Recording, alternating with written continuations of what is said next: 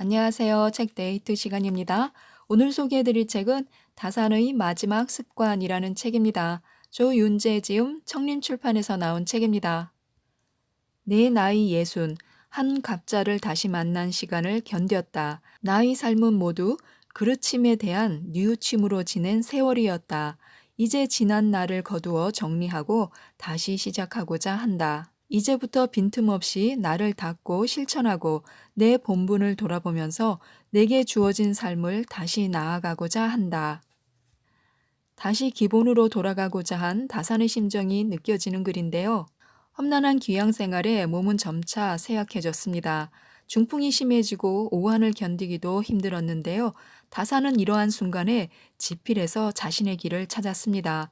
복숭아뼈에 3번이나 구멍이 날 정도로 몸이 굳어 움직이지 못하는 사람처럼 한 자리에 앉아서 글을 썼습니다. 그 어떤 마음 공부에서도 찾지 못했던 마음의 안정을 지필에 몰입함으로써 얻을 수 있었습니다. 마음을 잃었다는 사실을 잊어버림으로써 마음을 다스렸던 것입니다.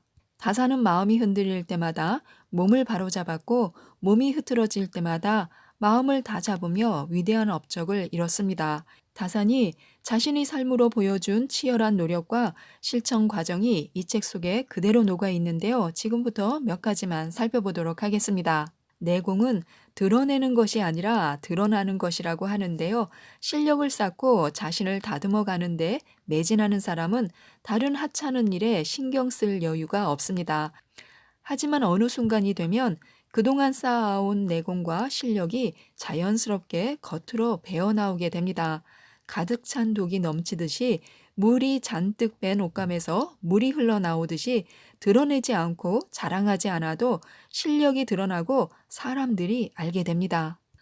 눈으로 보고 귀로 들은 가르침을 마음속에 깊이 간직하는 것이 진정한 공부입니다. 그리고 공부의 마지막은 일과 삶에서 실천하는 것인데요.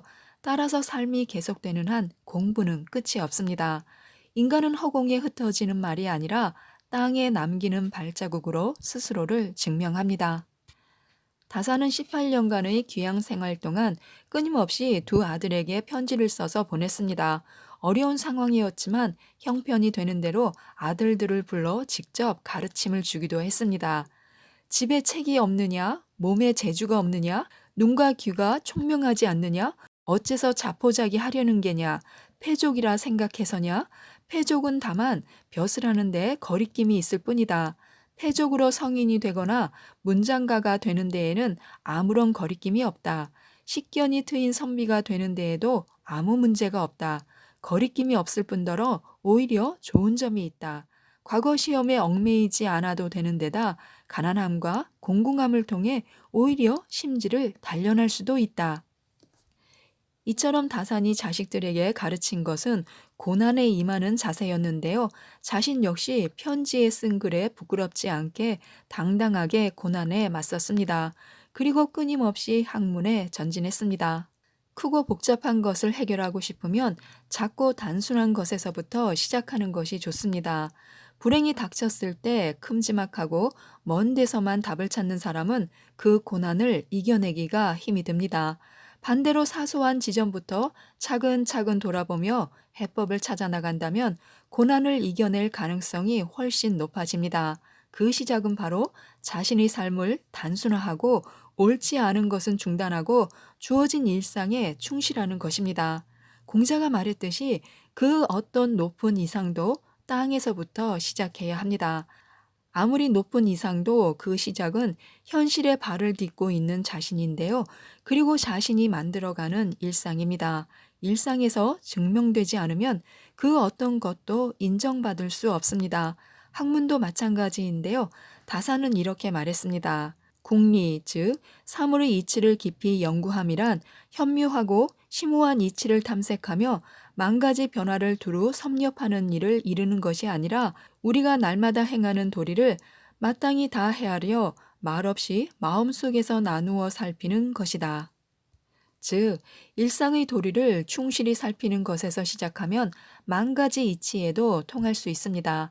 아침에 일어나 귀찮음을 떨치고 침대를 정리했으면 사소한 일이지만 하루의 시작부터 이겨낸 것입니다.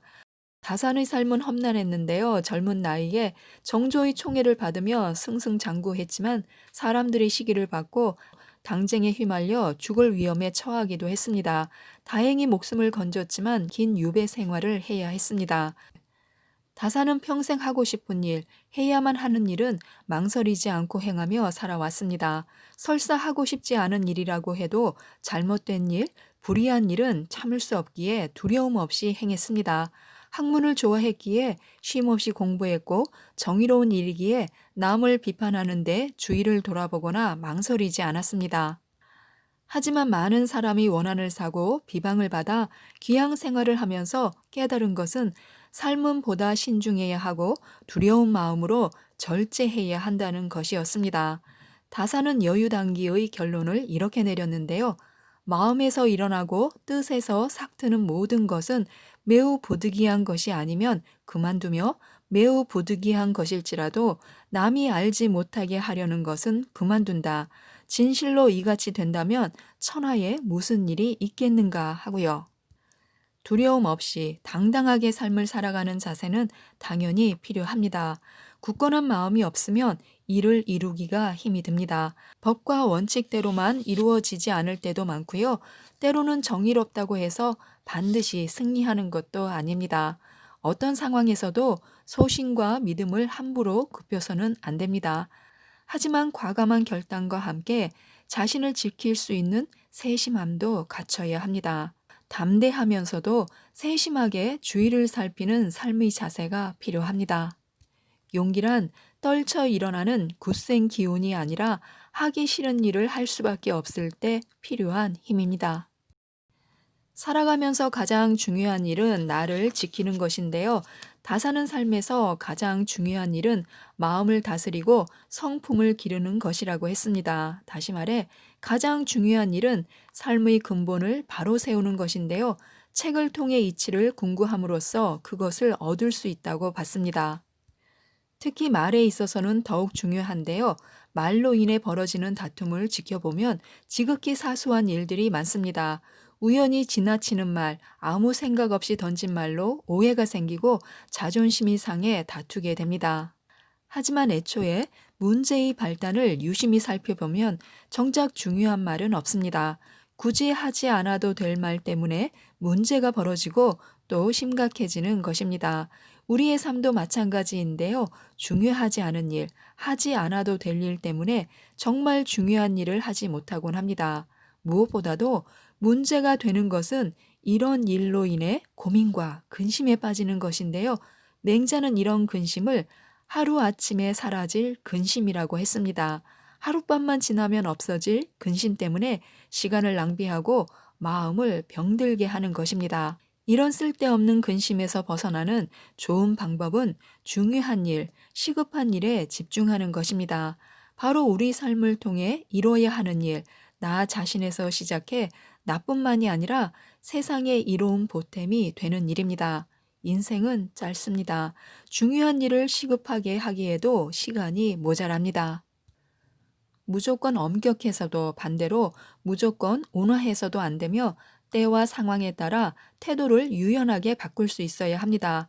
이 모두를 아우르는 것이 바로 배려의 마음인데요. 아무리 겉으론 엄격해 보여도 마음이 따뜻하면 자연스럽게 그 성정이 겉으로 배어나게 됩니다. 일의 충실함과 질문하는 태도는 공적인 일에 임하는 자세를 말하는데요. 누구라도 자신에게 맡겨진 일은 충실하게 해내야 하고 일에서 능력을 발휘할 수 있어야 합니다. 아무리 성격이 괜찮아도 맡은 일을 제대로 못하는 사람은 사회에서 인정받기가 힘듭니다. 흔히 하는 말로 누군가를 가리켜 사람은 좋은데 말이야 하고 뒤끝을 흐린다면 같이 일하기엔 부족하다는 의미이기 때문에 더욱 분발해야 합니다. 그리고 모르는 일은 대충 넘기지 말고 분명하게 배울 수 있어야 합니다. 배우기만 하고 생각하지 않으면 얻는 것이 없고요. 생각만 하고 공부하지 않으면 위태로워집니다. 우리가 흔히 쓰는 생각 좀 하며 살자라는 말이 있는데요. 아무 생각 없이 경솔하게 행동함으로써 일도 망치고 다른 사람에게도 폐를 끼치는 사람을 타박할 때 꺼내곤 합니다. 공자가 했던 가르침이 바로 그런데요. 삶의 모든 방면에서 흘러가는 대로 맞추지 말고 반드시 생각하고 또 생각에 그치지 말고 실천하며 살라는 것입니다. 그때 필요한 자세가 바로 잠시 멈춤인데요. 중요한 일 앞에서 잠시 멈추고 숨을 고를 수 있다면 마음이 안정되고 생각할 여유가 생깁니다. 우리를 존엄하게 하는 것도 생각인데요. 스스로 부족함을 깨닫고 사람과 세상 앞에 서는 것은 낮아지는 것이 아니라 하늘이 준 존엄성을 그대로 드러내는 것입니다. 지금까지 이 책에 대해서 말씀드렸는데요. 마음을 다스리기 위해 가장 먼저 할 일은 먼저 스스로가 가진 마음의 연약함을 인정하는 것입니다. 마음 공부는 스스로의 연약함을 깨닫는 데서 시작한다고 하는데요. 많은 도움이 되셨으면 좋겠습니다. 이상 책데이트였습니다. 감사합니다.